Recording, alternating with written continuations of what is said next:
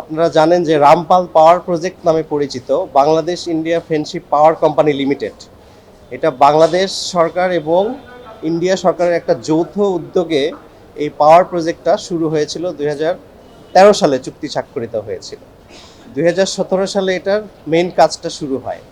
তো এখানে বাংলাদেশের পক্ষে বাংলাদেশ পাওয়ার ডেভেলপমেন্ট বোর্ড এবং ইন্ডিয়ার পক্ষে এনটিপিসি ইন্ডিয়া, এই দুইটো অর্গানাইজেশন মিলে এই প্রজেক্টটা দাঁড় করায়। তো এখানে আমরা যেটা খেয়াল করলাম, এই Bangladesh India friendship power company লিমিটেডের বাংলাদেশের পার্টির যে এমপ্লয়িরা, তারা বেশ কিছু অ্যালিগেশন লিখে আমাকে একটা ইমেল করেছে। যেহেতু আমি পাবলিক ইন্টারেস্ট লিটিগেশন করি, সেটা জেনে ওনারা আমাকে ইমেল করেছেন। তো সেই অ্যালিগেশনগুলো তথ্য উপাত্ত সহকারে যেহেতু আমার কাছে দিয়েছেন, আমি সেই বিষয়টা নিয়ে কোর্টে এসেছিলাম পাবলিক ইন্টারেস্ট লিটিগেশন ফর্মে। তো অ্যালিগেশনের সারমর্ম যদি আমি বলি, ওনারা যেটা বলতে চাচ্ছেন যে এই প্রজেক্টটা শুরু হওয়া থেকে শেষ হওয়া পর্যন্ত 51 জন ইন্ডিয়ান এমপ্লয়ি এখানে কাজ করার কথা ছিল। তো এটা কাজ শেষ হয়ে আপনার প্রজেক্টের কাজ শেষ হয়েছে 22 সালে এবং দুইটা প্রজেক্ট 24 সালে। তো 24 সালে ওদের যে হিউম্যান রিসোর্স পলিসি 18, সেই পলিসি অনুযায়ী এখানে মাত্র 10 জন ফরেন ইন্ডিয়ান এমপ্লয়ি কাজ করার কথা, কিন্তু সম্পূর্ণ সক্ষমতা অর্জন করা সত্ত্বেও এখানে এখন পর্যন্ত 51 জন ইন্ডিয়ান এমপ্লয়ি তারা কাজ করছে। এটা হচ্ছে তাদের প্রথম অ্যালিগেশন যে এখানে আমরা সব কিছু করছি, কিন্তু এই যে বৃহৎ সংখ্যক ইন্ডিয়ান এমপ্লয়ি এখানে এই প্রজেক্টে কাজ করছে, এটা কোনো যৌক্তিক কারণ নেই। দ্বিতীয় যেটা ইস্যু, এই যে 51 জন ফরেন এমপ্লয়ি, তাদের মান্থলি স্যালারি শিট আমাদেরকে ওরা পাঠিয়েছে। তো এখানে দেখা যাচ্ছে যে প্রত্যেকটা employee, foreign employee, Indian employee, তারা পার মান্থ 23 থেকে 25 লাখ টাকা স্যালারি এবং বেনিফিট ড্র করে, এবং এই স্যালারি এবং বেনিফিটের মধ্যে ইউএস ডলার 4,500 ক্যাশ তারা ড্র করে।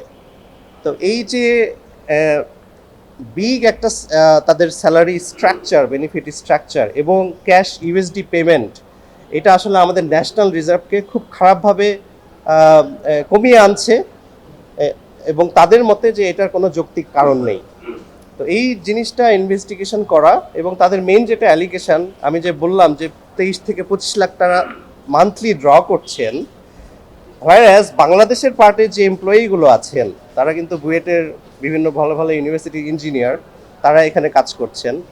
তারা সাকুল্যে প্রতি মাসে 1 লাখ টাকাও ড্র করতে পারছেন না। তাহলে বেতনের যে বৈষম্যটা, একই কোম্পানিতে একজন ইন্ডিয়ান এমপ্লয়ি পাচ্ছেন 23 থেকে 25 লাখ, একজন বাংলাদেশ এমপ্লয়ি পাচ্ছেন 1 লাখের নিচে। তো এই যে ডিসক্রিমিনেশনটা, এটা হিউজভাবে তাদেরকে অ্যাফেক্ট করছে, যেটার কোনো কারণ নেই বলে তারা মনে করছেন।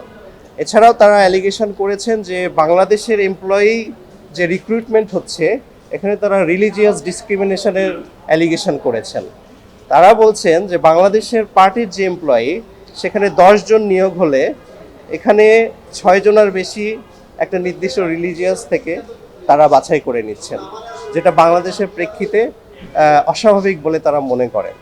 তো এই সমস্ত বিষয়গুলো নিয়ে আমরা কোর্টে গিয়েছি, যেহেতু এখানে ন্যাশনাল ইন্টারেস্ট জড়িত। তো কোর্ট আমাদের সাবমিশনে সন্তুষ্ট হয়ে একটা রুল নাইসাই ইস্যু করেছেন। 4 সপ্তাহের মধ্যে বিবাদিতকে এই অ্যালিগেশনগুলোর জবাব দিতে বলেছেন, রুলের জবাব দিতে বলেছেন।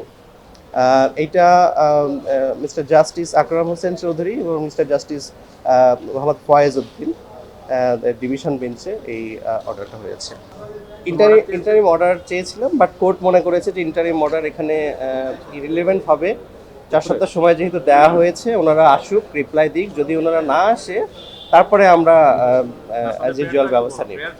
আমাদের প্রেয়ারটা ছিল যে এই যে হিউজ স্যালারি এবং বেনিফিটের যে ডিফারেন্স ফরেন এমপ্লয়ি এবং বাংলাদেশি এমপ্লয়িদের মধ্যে, এটা কেন অবৈধ ঘোষণা করা হবে না, নাম্বার 1। নাম্বার 2 হচ্ছে যে এখনও কেন ইন্ডিয়ান এমপ্লয়িদেরকে 10 জনের পলিসি অনুযায়ী যে 10 জনের নামানোর কথা, সেটা কেন নামানো হয়নি, কেন এখনও 51 জন এমপ্লয়ি এখানে কাজ করছেন।